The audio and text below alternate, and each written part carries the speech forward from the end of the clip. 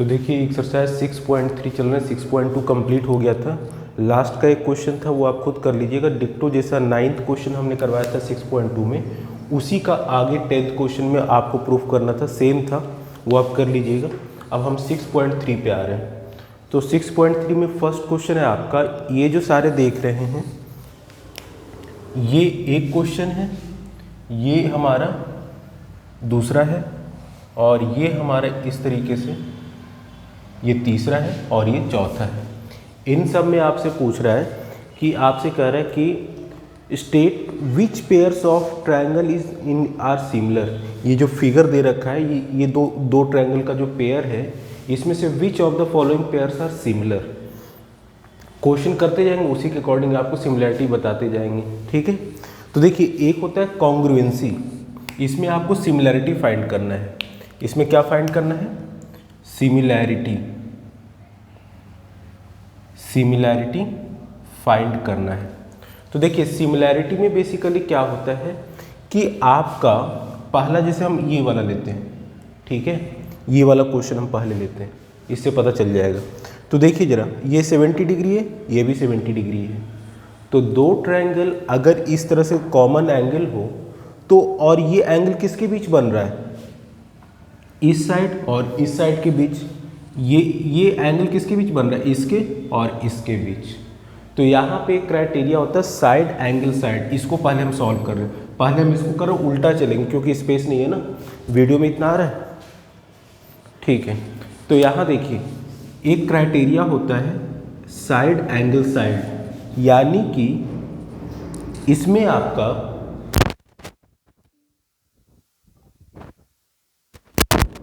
कोई भी दो साइड और उनके बीच वाले एंगल को हम लेते हैं। तो जैसे अगर ये ट्रायंगल है तो दो साइड लेंगे और उन दो साइड के बीच लगने वाला एंगल, तो ये दो साइड लिए, और ये नहीं कि हम ये एंगल लेंगे, नहीं, हम अगर ये साइड ले रहे हैं तो इनके बीच का एंगल वही होता है साइड एंगल साइड।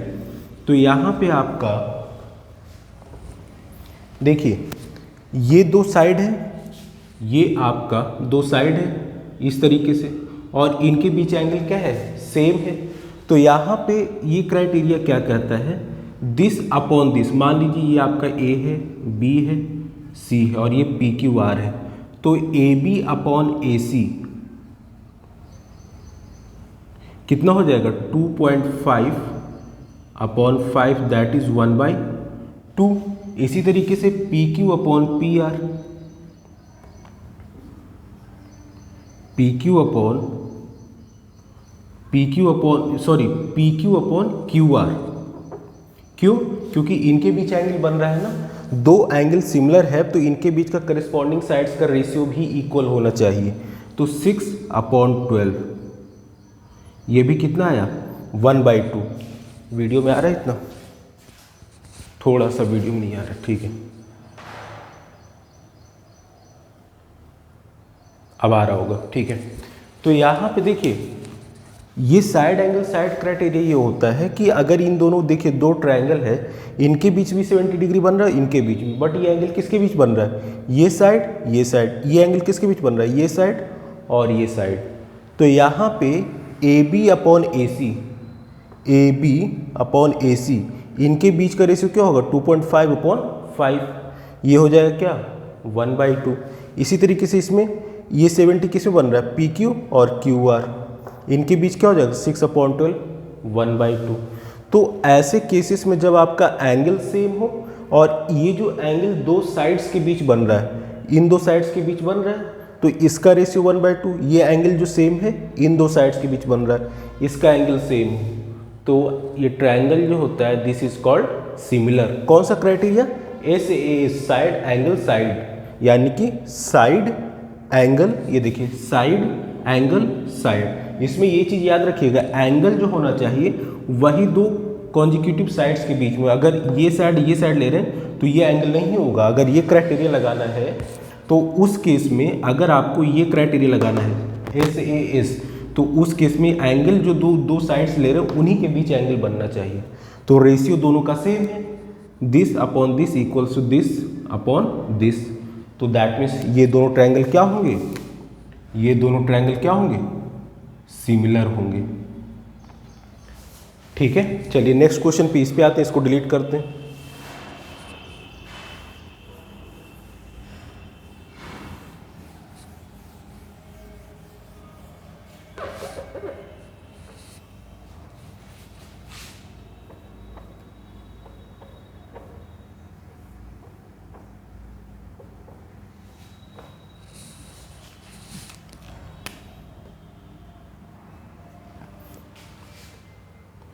देखिए, तो पहला क्राइटेरिया हमारा क्या हुआ, अगर दो ट्रायंगल सिमिलर होता है तो उस केस में साइड एंगल साइड भी एक क्राइटेरिया होता है, किसके लिए, सिमिलैरिटी के लिए। दूसरी इस पे आते हैं। अब यहाँ पे देखिए, इसमें आपको एंगल नहीं दे रखा, एंगल नहीं दे रखा है, लेकिन जरा देखिए साइड्स है ना, साइड्स तो हैं, है ना। तो यहाँ पे देखिए, अगर साइड्स हैं तो देखिए कौन सा किसके करस्पॉन्डिंग साइड्स है, MP2 है, ठीक है, और DE 4 है, LP 3 है, DF 6 है, LM 2.7 है, 2.5 है, सॉरी दिस इज 2.5, और EF आपका 5 है। तो यहाँ पे अगर इनके करस्पॉन्डिंग साइड्स का रेशियो इक्वल आना चाहिए, तो जैसे ये MP है तो this is MP upon DE कितना है, 2/4, दैट इज 1/2। इसी तरीके से LP और DF, LP upon DF equals to 3/6 equals to 1/2। इसी तरीके से ML अपॉन EF, इसकी वैल्यू है 2.5/5, दैट इज 1/2। वीडियो में आ रहा है इतना, ठीक है। तो अब देखिए करस्पॉन्डिंग साइड्स का रेशियो इक्वल है ना, तो ऐसे केसेस में ट्रायंगल सिमिलर होते हैं। ये 2.5 है, दिस इज 2.5। तो यहाँ पे कहने का मतलब ये है कि ये देखिए, इससे क्या मिला हमें, इससे हमें मिला कि सिमिलैरिटी के लिए देखिए MP upon DE equals to LP upon FD equals to ML upon EF, ये चीज़ है। तो अगर ये होता है तो ऐसे केसेस में ट्रायंगल सिमिलर होते हैं, ठीक है। जस्ट हम लोग क्वेश्चन नंबर चेक कर लो, क्वेश्चन नंबर, ठीक है। देखिए यहाँ पे आपके क्वेश्चन में 2.7 दे रखा है, हमने 2.5 किया है, तो जब 2.5 करेंगे तो रेशियो सेम आ रहा है ना। यहाँ पे क्वेश्चन में 2.7 है, अगर ये मान लीजिए ये 2.7 हो जाता तो ये इस केस में ये तीनों के सिमिलर होता, ये सिमिलर नहीं होता, मतलब कि ये दोनों तो इक्वल है बट ये इसके इक्वल इन दोनों के नहीं होता, तो उस केस में सिमिलर नहीं होता। मैं करके दिखा देता हूँ। देखिए जब हम ये केस ले रहे हैं कि सारे वैल्यूज, देखिए सारे वैल्यूज का रेशियो करस्पॉन्डिंग साइड्स का रेशियो इक्वल है, तो उस केस में तो ये क्या हो गया, सिमिलर हो गया, उस केस में तो सिमिलर हो गया। लेकिन अगर मान लीजिए कि यहाँ पे हम क्वेश्चन थोड़ा सा, जो आपका क्वेश्चन है यहाँ पे क्वेश्चन में 2.7 दे रखा है, हमने 2.5 रख के आपको दिखाया। अब एक्चुअल जो क्वेश्चन में 2.7 दे रखा है उससे करते हैं, ठीक है। तो मान लीजिए ये जो दे रखा है एक्चुअल वैल्यू आपकी किताब में कितनी है, 2.7, तो इसको रखते हैं।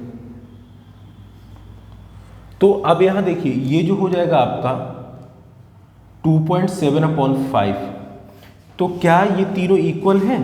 अब इस केस में ये इक्वल नहीं है ना, ये दोनों का रेशियो ये तीसरे की इक्वल है, नहीं है, तो यहाँ पे हो जाएगा क्या, नॉट सिमिलर। तो यानी कि अगर इन तीनों का रेशियो सेम आता है, करस्पॉन्डिंग साइड्स का रेशियो, तब तो सिमिलर होगा। लेकिन यहाँ पे ये देखिए ये वैल्यू जो है आपका इन दोनों के इक्वल है, नहीं है, तो दैट मीन्स ये सिमिलर नहीं होगा, ठीक है। और अगर होता तो सिमिलर हो जाता। चलिए नेक्स्ट क्वेश्चन पे चलते हैं। तो अब यहाँ पे पहला हमने पढ़ा, ये सिमिलैरिटी के लिए क्या होता है, साइड एंगल साइड की दो कॉन्जिक्यूटिव साइड्स लेंगे और उनके बीच बनने वाला एंगल लेंगे। इसी तरीके से दूसरे ट्रायंगल का दो कॉन्जिक्यूटिव साइड्स का रेशियो निकालेंगे और उनके बीच का एंगल सेम होना चाहिए, तो फिर ट्रायंगल सिमिलर हो जाता है।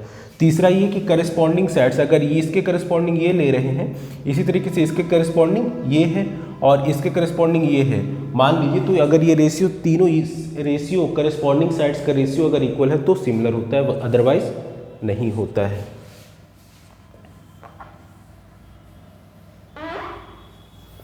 तो अब यहां देखिए, जस्ट अ मिनट,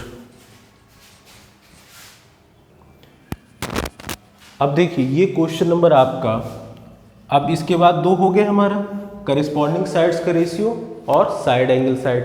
तीसरा सिमिलरिटी के लिए दो ट्रायंगल के बीच में क्या होना चाहिए, देखो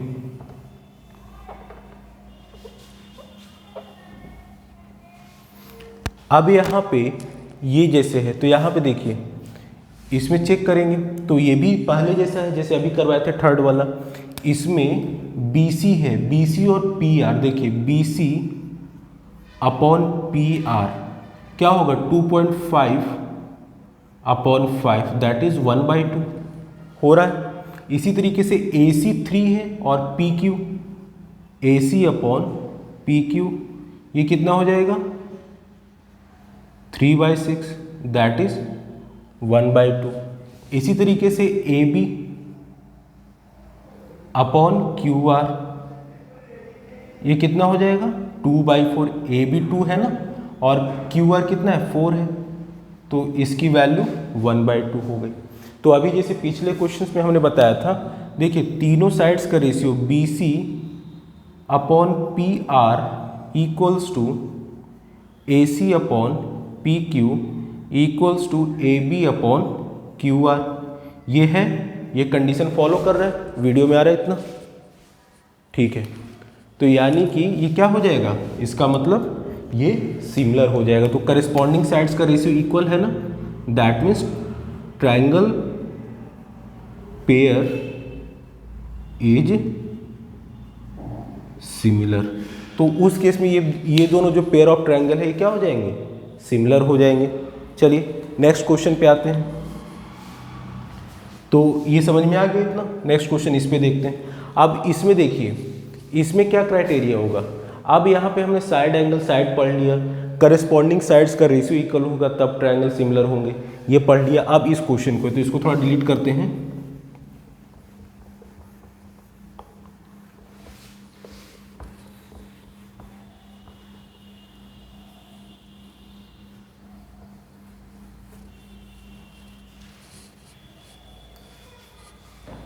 अब यहाँ पे ये है, तो अब यहाँ पे एक क्राइटेरिया होता है angle angle angle, that means AAA criteria.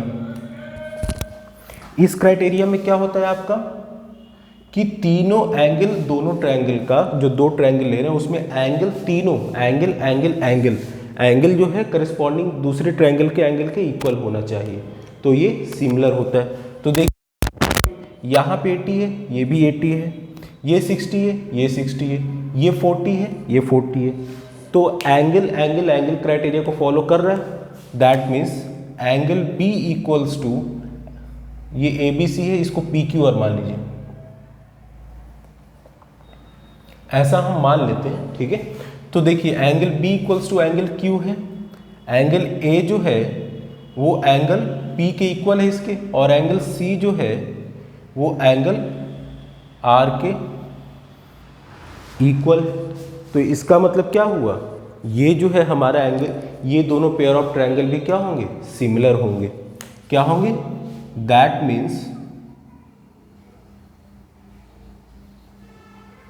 Pair of triangle is similar, ठीक है। चलिए अब नेक्स्ट क्वेश्चन नेक्स्ट वीडियो में करेंगे। Thank you.